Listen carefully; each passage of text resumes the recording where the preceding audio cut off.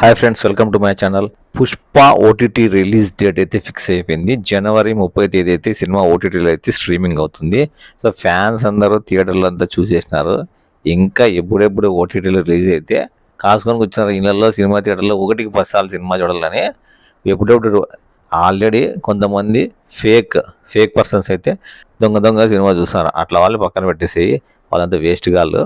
కానీ ఓటీటీలో రిలీజ్ అయితే బీజిఎం అయితే హైలైట్. అసలు ఎప్పుడెప్పుడు నేను కూడా వెయిటింగ్, ఎప్పుడెప్పుడు ఇంట్లో కూర్చొని ఓటీటీలో మొత్తం ఫ్యామిలీ అంతా ఇంకోసారి 1కి 2 సార్లు 1కి 10 సార్లు వేసుకొని సినిమా చూడాలి. మళ్ళీ పాట ఇంకోసారి ఎన్నికి రిపీట్ చేసుకోవాలి. ఎందుకంటే థియేటర్లో ఆప్షన్ ఉండదు, మాట ఎనికి పోయి ముందరికి వచ్చి ఆప్షన్ ఉండదు. ఒకసారి పాట వేస్తారు, చూడాలా, వెళ్ళా బయటకు వచ్చేయాలి. కానీ ఓటీటీలో సినిమా వచ్చిందంటే ఖచ్చితంగా 1కి 10 సార్లు సినిమా వేసుకొని పాటలు ఒకసారి 2-3 సార్లు ఎన్నికి వేసుకొని డైలాగులు 2-3 సార్లు ఎన్నికి వేసి చూద్దామని కాసుకొని కూర్చున్నాము.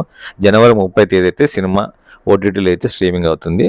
సో మళ్ళీ పుష్ప రప్ప తగ్గేదేలే, అస్సలు తగ్గేదేలే. పుష్ప పార్ట్ 3 న్యూస్ కోసము మళ్ళీ ఎప్పుడు స్టార్ట్ చేస్తాడో. అల్లు అర్జున్ కొంచెం బిజీగా ఉన్నాడు.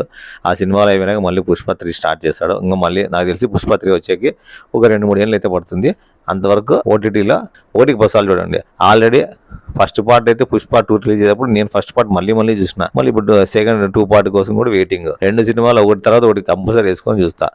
మీరు కూడా ఓటీటీలో సినిమా చూడడానికి వెయిటింగ్ అని అనుకుంటారా? బై ఫ్రెండ్స్, నా ఛానల్ని లైక్ చేయండి, షేర్ చేయండి, సబ్స్క్రైబ్ చేయండి ఫ్రెండ్స్.